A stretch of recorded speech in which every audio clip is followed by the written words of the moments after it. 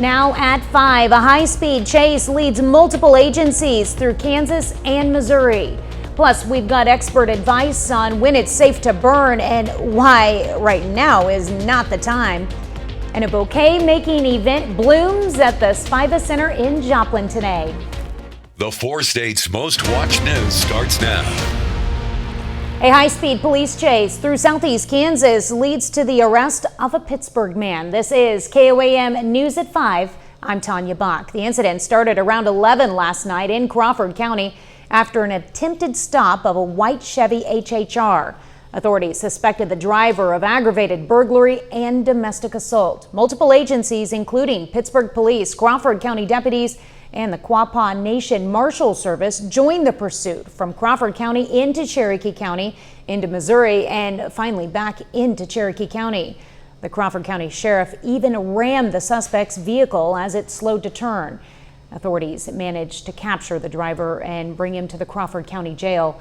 After the capture, authorities found suspected methamphetamine and drug paraphernalia both inside the vehicle and on the suspect, Corey Reynolds of Pittsburgh. According to court documents, Reynolds has been charged with aggravated burglary, flee or attempt to elude, stalking, and domestic battery.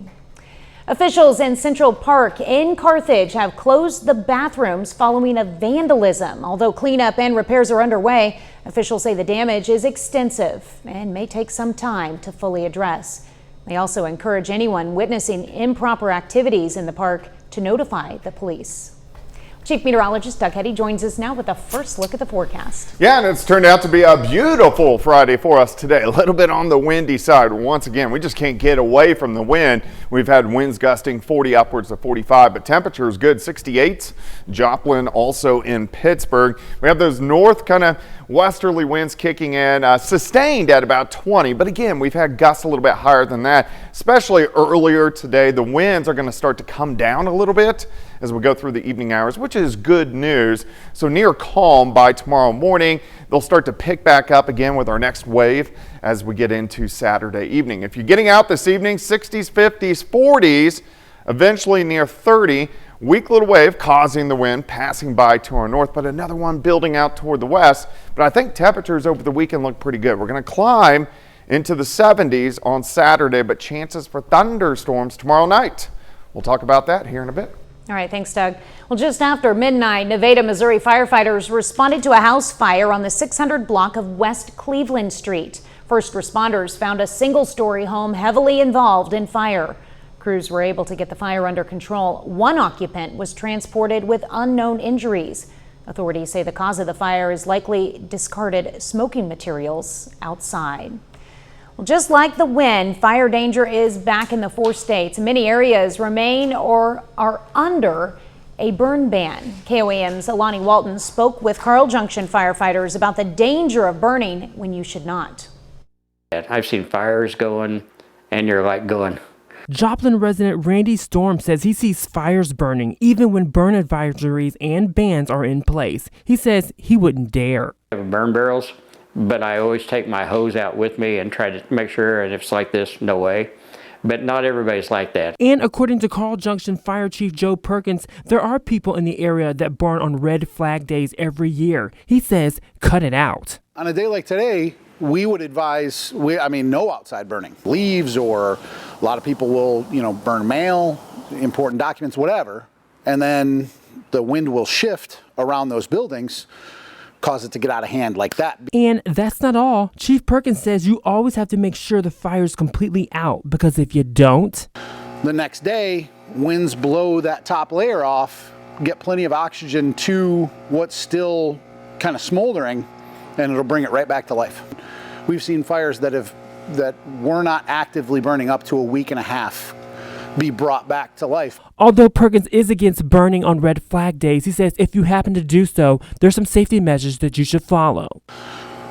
Absolutely soak it, stir it up with a shovel, metal shovel, completely turn it, completely cover it in water. Regardless, Storm urges folks to pay attention. Burn yours off, that's one thing. Burn the neighbor's stuff is completely different. Reporting in Carl Junction, I'm Lonnie Walton, KOAM News. Chief Perkins says if a fire starts on your property and gets out of control, you are liable for further damage from that fire. After several weeks of volatile fire conditions, Crawford County announces the burn ban currently in effect will be rescinded tomorrow at 8 a.m. However, the Pittsburgh Fire Department warns residents within the city there are stricter open fire ordinances, and those include keeping any open burning at least 25 feet away from property lines, structures, and roadways. And you should also be sure to check above your fire for power lines and overhanging tree limbs. With an open burn, we ask that you get a permit. Give us a call here at the fire station. We send the truck out, they come by and they say, yes, everything looks good. They'll double check to make sure that you have a water hose out there ready to put the fire out should it get away from you. And then we'll write you a permit. Something to note, if you are using a burn barrel or participating in recreational burning, such as a campfire or a fire pit, you do not need to seek a permit. Spiva in Bloom is underway now in Joplin. Some people got the chance to participate this afternoon by creating mini bouquets. The exhibition in flowers happens every spring and celebrates the art of floral design. We do something like this because we want to show all different forms of art, and people sometimes can forget things like floral arrangements and how much time and effort that takes, and how it can also coincide with things like photography or paintings, and it can all come together. The exhibit continues tomorrow, and there's also another chance to make your own bouquet and an artist market. That's all happening at the Cornell Complex in downtown Joplin. Well, still ahead, it's match day for KCU Joplin, the date when fourth-year med students find out where they're headed for their first-year residency. We're going to find out if one particular married couple will be moving on together. And a new study looks to answer the question, why don't we keep our memories of when we were babies? It's match day for medical students, the day when they learn where they'll be completing their residency training. KOAM's Melissa Alexis has more about the big day at KCU Joplin. Honestly, a dream come true. For Brianne Warner and her husband Zachary, becoming a doctor is a dream they've had since they were kids. Been since childhood, but we didn't know what we wanted to do. We got married and then we took a couple of gap years. And medical school at KCU Joplin has been a journey they've had the opportunity to go through right by each other's side. So we got accepted together and married before med school. And so being able to do this process by each other's side and then also to go into the same specialty. But even if Brianne and Zachary are accepted into the same specialty, there's no guarantee they would also match into the same residency program at the same hospital. Our rank lists are paired, so we kind of put the same programs. And on match day, they found out what lies ahead and where in the country they'll be headed, together or apart. My husband and I matched emergency medicine, and so we couples matched, and we're going to the University of Nebraska Medical Center together. Which was where we'll spend the next 3 years. Excitement. Relief. Yeah, relief. We've been going through this journey for quite some time. Brianne says the road to this point was anything but easy. The first 2 years in lectures and didactics and kind of what you think of school, and then your third year you kind of do all of your rotations. And then your fourth year, you spend most of the time in the specialty that you want to go into. And as they embark on their journey of becoming doctors together in Nebraska, Brianne and Zachary will begin another journey next month. We're having a baby girl in April, so just a few weeks away.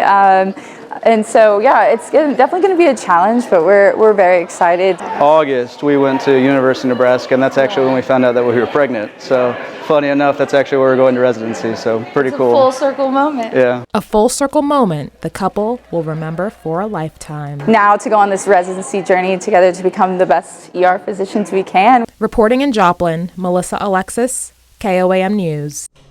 Zachary and Brianne will be headed to Nebraska to start both their residencies in July. Why don't we keep our memories of when we were babies? A new study by Yale tested the memories of infants and found their brains can retain memories just like an adult. Now, one possible reason we forget infanthood is that the memories are not converted into long-term storage. Another possibility is the memories do remain into adulthood, but we can't access them. A little later, we'll meet a young inventor who works smarter, not harder, when it comes to snow removal. Plus, our temperatures warm up a bit for the weekend, but also some thunderstorms. We're going to look at that coming up. Well, it definitely turned out to be a nice Friday for us today. Yeah, the winds returned. We had gusts at times 40 upwards of 45, but overall, a pretty nice Friday. Plus, it's Friday. We have pretty much clear skies right now. The winds are continuing. Nice shot of our Cornell Arts and Entertainment Complex tower cam. We are looking downtown Joplin off toward the north and to the east. Temperatures pretty good. Most of us upper 60s to near 70. We're going to add a couple more onto that as we get into the daytime hours tomorrow. Sitting into the 60s, 50s, 40s as we go through the evening hours. I think most of us will bottom out right around 40 degrees. All right, let's look at the winds. Again, windy, sustained winds at about 15 to 20. But if we look at our gusts over the past about 6 hours, you can see a lot of times popped near 50. Now they're starting to come down just a little bit. In fact, the winds are going to be manageable by morning, actually fairly light winds. They start to get going again with our next wave by tomorrow evening. Tomorrow night we'll have gusts 20 upwards to 30 once again, then come back down a little bit as we go into Sunday. Winds are strong due to a weak wave kind of passing by through the Great Lakes. Here's our next storm system, which will give us chances for thunderstorms as we get into Saturday night. Let's go hour by hour. Few clouds increasing late tonight, 39 to about 40. We're going to have a lot of a lot of upper level clouds tomorrow. Thin, the sun, you'll be able to see through it. Mid to upper 60s by noon. I think most of us anywhere from about 69 to 74, 75 once you get into our southern counties. We got to watch tomorrow evening. Scattered thunderstorms will start to pop up. The big question is where. This could be shifted a little bit farther east, and when I say scattered, that means not all of you will get rain tomorrow night, but we could use it. Any thunderstorms that do pop up will have the potential to produce some hail. They could be strong, low-grade severe. I'm not concerned about this. Most of these pushing east. As we go through the evening, some additional ones popping up after midnight into Thursday morning as we have our cold front that slides through. It's more like a cool front because Sunday afternoon, still pretty good. Most of us into the mid 60s by Sunday afternoon. Rainfall amounts. Again, we got to see where those storms pop up. So I'm showing this just to let you know where they do pop up. We'll see a potential of a half an inch, maybe an inch and a half in spots. Breaking down your weekend, 71 tomorrow. Strong to low grade severe Saturday evening. Few morning storms to start Sunday. Let's move into next week. We stay with the nice temperatures, upper 60s to near 70 on Monday. Tuesday, much of the same, mid to upper 60s. Wednesday, much of the same, again, mid to upper 60s. Then we'll start to introduce some chances for showers and thunderstorms as we get into next Thursday and Friday. Of course, April is right around the corner as well. All right, 71 Saturday, 67 on Sunday, 70 on Monday. We hold upper 60s to climbing through the 70s next week. Those rain chances increasing, especially the second half of next week. But overall, we're going to have a pretty nice weekend. It's not going to be too windy. Temperature's great. A little bit of rain, not too bad. Yeah. My question is, are we done with the snow now? Probably. Probably? We had some snow showers 2 nights ago. But I know. Was that the last chance? Probably. Okay. All right, thanks, Doug. Well, even though spring is here, parts of the country still have snow. And one young inventor has a new machine that allows users to plow the snow with just a remote control. Jason Rentala reports.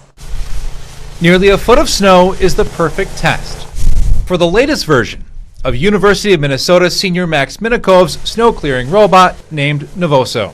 Max previously showed off a smaller bot that could clear residential driveways. Now he has a larger version. We call it the tank that'll go through any environment. I was almost surprised myself with how good of a job it did. Max's new commercial grade bot was designed in his parents' shed. So this right here is one of our prototype controllers. The robot is steered with this remote, allowing the operator to take control from inside the warmth of a vehicle. It's crucial to get tools like this out there so that the person who usually wouldn't be able to go out and shovel now can, because it requires less physical effort. There are other snow-blowing robots on the market, including the Yarbo, which uses sensors to map a driveway and clear snow on its own. Max's new robot can be used for bigger jobs. He is already using it for commercial contract work, and sales are heating up. We've been working through our first 3 purchase orders right now across the U.S. for these units and have over $1 million in letters of intent. Max is set to graduate from college in May and hopes to make Novoso his full-time gig right out of school. Sign me up for one. Well, coming up, March Madness means big bucks for sports betting sites. We break down the odds of getting a perfect bracket. March Madness is underway, and the first round of the NCAA men's tournament already has quite a few upsets. Is your bracket busted? Don't worry, you're not alone. Jen Sullivan breaks down the odds of picking a perfect bracket. It's something that's never been done, according to the NCAA. Picking a perfect bracket.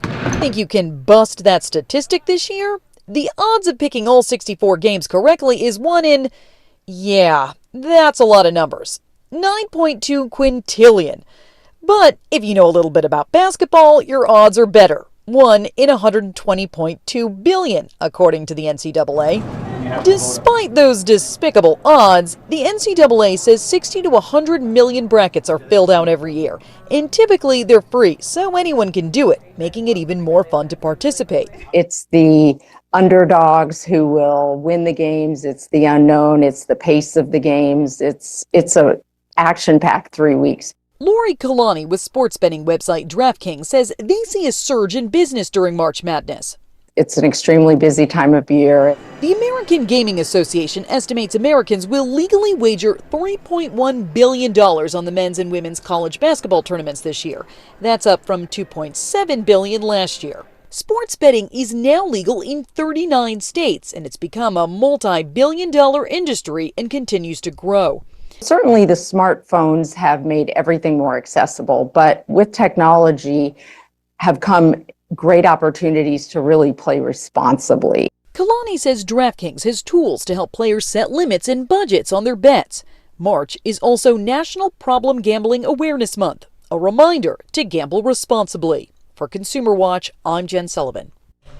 Well, based on available data, the NCAA says approximately 800,000 brackets remain perfect 8 games into the tournament. Food delivery service DoorDash is partnering with Buy Now, Pay Later digital finance company Klarna. The new payment option allows customers to pay for their deliveries immediately in full in 4 interest-free installments or at a later time. Final check of the forecast is next. Here's a look at what's coming up on KOAM News at 9 on Fox 14. As counties lift their burn bans, beware before you light a match. City ordinances can vary. Pittsburgh Fire Chief details the difference between his city and Crawford County. Plus, the issue of waste disposal in Missouri farmlands comes to a greenhouse in Joplin. And where's the beef? Well, it's ready to be ground, but the problem is it's gonna cost you.